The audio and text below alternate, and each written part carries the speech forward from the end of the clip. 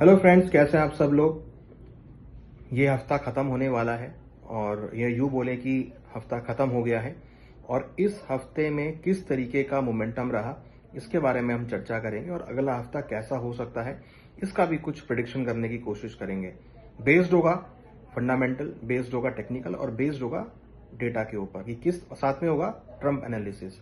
तो ये 3-4 चीज़ों को देखकर हम ये कोशिश करेंगे कि अगला हफ्ता में क्या क्या इंपॉर्टेंट लेवल हो सकते हैं, क्या क्या इंपॉर्टेंट ट्रेंड्स होंगे और किस तरीके का मार्केट होता हुआ नजर आएगा। तो ये वीडियो आपके लिए है। अगर आप जानना चाहते हैं कि अगले हफ्ता मार्केट कैसा रहेगा, किस तरीके का मोमेंटम हो सकता है, किस तरीके का ट्रेंड आपको देखने को मिलेगा, तो इस वीडियो में अंत तक जरूर बनिए और आपको यहाँ पर ये एक आइडिया मिलेगा कि अगले हफ्ते की मार्केट कैसी रह सकती है। तो शुरू करते हैं। सबसे पहले ये जो हफ्ता था, देखिए बहुत हिस्टोरिकल डेटा है। ये जो हफ्ता था, ये जो हफ्ता क्लोज हुआ है, ऐसी रिकवरी, ये रिकवरी हमने 5 साल पहले देखी थी, फरवरी 2021 में। अगर आप फरवरी 2021 के डेटा को देखेंगे, फरवरी 2021 की मोमेंटम को देखेंगे तो करीबन 9% मार्केट इंक्रीज हुआ था वीकली बेसिस पर। उसके बाद ये वाला वीक है जिसमें करीबन निफ्टी ऑलमोस्ट 6% इंक्रीज हुई है। मींस इन 5 सालों के बीच 2021 से लेकर 2026 के बीच में कभी भी इतना बड़ा वीकली गेन देखने को नहीं मिला है। तो कुछ तो बात है कि फरवरी 2021 के बाद जो है प्राइस अप्रैल 2026 में इतने परसेंट वीकली गेन के साथ इंक्रीज हुए हैं। सिमिलरली अगर आप बैंक निफ्टी की बात करेंगे तो बैंक निफ्टी में भी करीबन 10% के आसपास के इंक्रीमेंट थे फरवरी 2021 में और आज अप्रैल 2026 में ये इंक्रीज हुआ है करीबन ऑलमोस्ट 8.5%। मतलब इतने बड़े टाइम टेन्योर में एक भी बार इतना बड़ा वीकली गेन देखने को नहीं मिला है। तो कहीं ना कहीं कुछ तो है, डेफिनेटली बहुत इंपॉर्टेंट है, क्योंकि यूएस और ईरान के बीच पिछले महीने युद्ध था और इस महीने में हमने सीज फायर होते हुए देखा है और कहीं ना कहीं दोनों ही देश अब युद्ध खत्म करने की बात कर रहे हैं। इजराइल भी बात कर रहा है और एक नया मोड़ पूरी वर्ल्ड की इकोनॉमी में देखने को मिला है, क्योंकि ऐसा युद्ध पहले नहीं था। बट अभी युद्ध हुआ है तो कहीं ना कहीं अब ये ऐसा है कि लोगों को ये लग रहा है कि अब यहाँ पे एक नई डायरेक्शन आपको देखने को मिलेगी, चाहे वो लीडरशिप चेंज को लेकर हो, चाहे वो इकोनॉमी को देखने के नजरिए से हो, या आगे की रणनीति किस तरीके से बनाई जाए या अपनी इकोनॉमी को किस तरीके से संभाला जाए, इसके ऊपर आपको डायरेक्शन देखने को मिलेगी।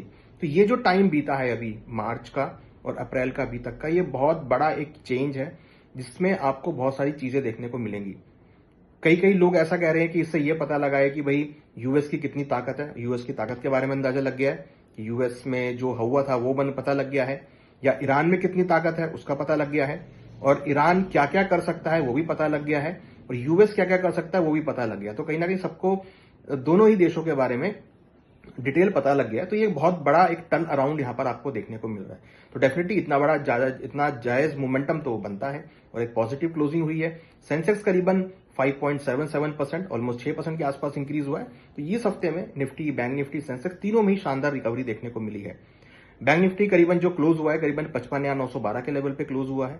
निफ्टी जो है करीबन 24,050 के लेवल पे क्लोज हुई है, और अगर हम सेंसेक्स की बात करें तो सेंसेक्स करीबन 77,550 के लेवल पे क्लोज हुआ है। तो अच्छी खासी रिकवरी हमने तीनों ही इंडेक्सेस में आती हुई देखी है। यहाँ इंटरेस्टिंगली अगर आप देखेंगे तो एसआईपीज का इनफ्लो, अगर आप म्यूचुअल फंड का डेटा देखें तो एसआईपीज का inflow almost I think 38,000 crore के आसपास आया है, जो कि हिस्टोरिकल है एक मंथ में। तो that is also a record कि भाई इस महीने में वॉर होते हुए भी इतने ज्यादा जो है इनफ्लोज डेटा है। ये डेटा जो लास्ट मंथ का है, अब मार्च 2026 के एंड का, कि मीन्स वॉर के टाइम पर इतने ज्यादा इनफ्लोज एसआईपी में आया है। मीन्स लोगों ने एसआईपी बंद नहीं कराई है, एसआईपी को कंटिन्यू रखा है। That is one of thing जिस वजह से हमने एक अच्छा खासा मोमेंटम देखा। वॉर की जहां तक बात है, ऑलमोस्ट सीज फायर हो चुका है। अब मार्केट चल रहा है ट्वीट के ऊपर, ट्रंप की ट्वीट के ऊपर, ईरान की ट्वीट के ऊपर, इजराइल की ट्वीट के ऊपर और पाकिस्तान की ट्वीट के ऊपर। तो ये जो है ट्वीट कर रहे हैं और उसके अकॉर्डिंग मार्केट चल रहा है। सभी ये ट्वीट कर रहे हैं कि अब जो मीटिंग होनी है इस्लामाबाद में, वो मीटिंग चल रही है या जो होनी है मीटिंग, उसमें जो भी आउटकम आएंगे उस पर डिपेंड करेगा। सभी देश ये मान रहे हैं कि भाई युद्ध फटाफट खत्म हो और नए डेवलपमेंट की तरफ में है। तो ये सब चीजें जो है पॉजिटिव वे में जा रही हैं। इस बीच क्या होता है कि यूएस के डेटा आते हैं।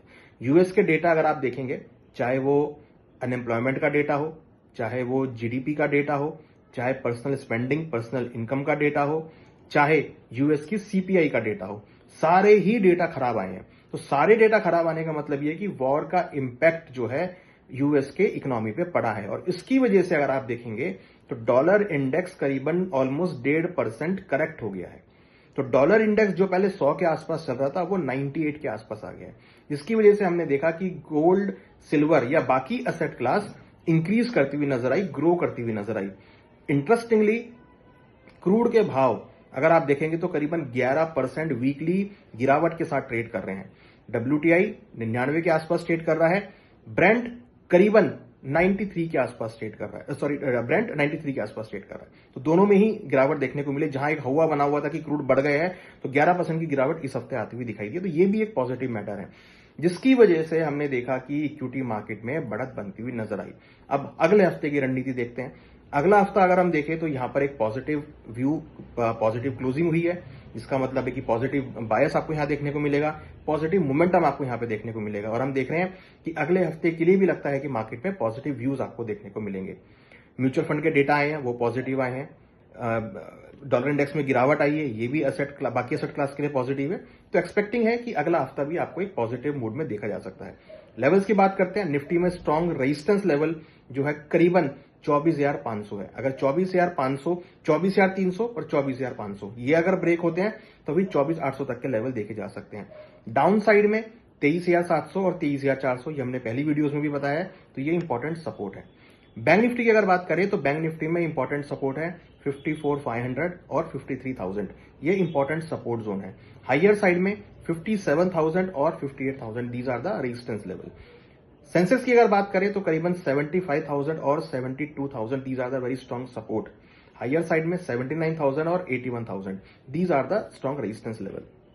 अच्छी खासी मोमेंटम हुई है मार्केट में, और लग रहा है कि अगला हफ्ता आपको पॉजिटिव मूड में देखा जा सकता है। बस बशर्ते ये है कि ट्रम्प साहब कोई नेगेटिव ट्वीट ना करें, ईरान की तरफ से कोई नेगेटिव ट्वीट ना है, या इजराइल की तरफ से कोई नेगेटिव ट्वीट ना है। अगर ये सीज फायर का ट्वीट आएगा तो मार्केट के लिए पॉजिटिव होगा। और ये देखिए लग भी रहा है कि अब जो ये तीनों देश हैं ये अब थोड़े से ऊब गए हैं कि भाई अब वॉर नहीं होना चाहिए, जो भी हो जल्दी से शॉर्ट आउट हो।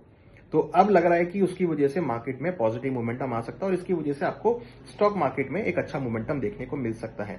यहां अगर हम बात करें सेक्टोरल की, तो मुझे लगता है कि कहीं ना कहीं मेटल सेक्टर में मोमेंटम देखा जा सकता है, ऑयल सेक्टर में मोमेंटम देखने को मिल सकता है, ऑटो सेक्टर जो पिछले काफी टाइम से नहीं चला है उसके अंदर आपको अच्छी खासी वॉलिटिलिटी देखने को मिल सकती है। प्लस अगर हम यहां पे बात करें तो कहीं ना कहीं इंफ्रास्ट्रक्चर के ऊपर आपको अच्छी खासी जो है मोमेंटम देखने को मिल सकती है। तो इन स्टॉक्स में, इन सेक्टर्स में एक अच्छा खासा पॉजिटिव ट्रेंड देखने को मिल सकता है। इंडेक्स में भी पॉजिटिव ट्रेंड लग रहा है, और लग रहा है कि अगला हफ्ता, हालांकि अगले हफ्ते एक छुट्टी भी है तो थोड़ा शॉर्ट वीक होगा, बट लग रहा है कि पॉजिटिव बायस आपको अगले हफ्ते मार्केट में देखने को मिल सकता है, और एक खरीदारी यहां पर देखने को मिल सकती है। But last not but least, रूपी यहां पर एप्रिशिएट होता हुआ दिखाई दिया है, जिसका सबसे ज्यादा इंपैक्ट इंडियन इकोनॉमी पे आता हुआ पड़ेगा। क्रूड के भाव नीचे आए हैं, ये भी इंडिया के लिए पॉजिटिव है।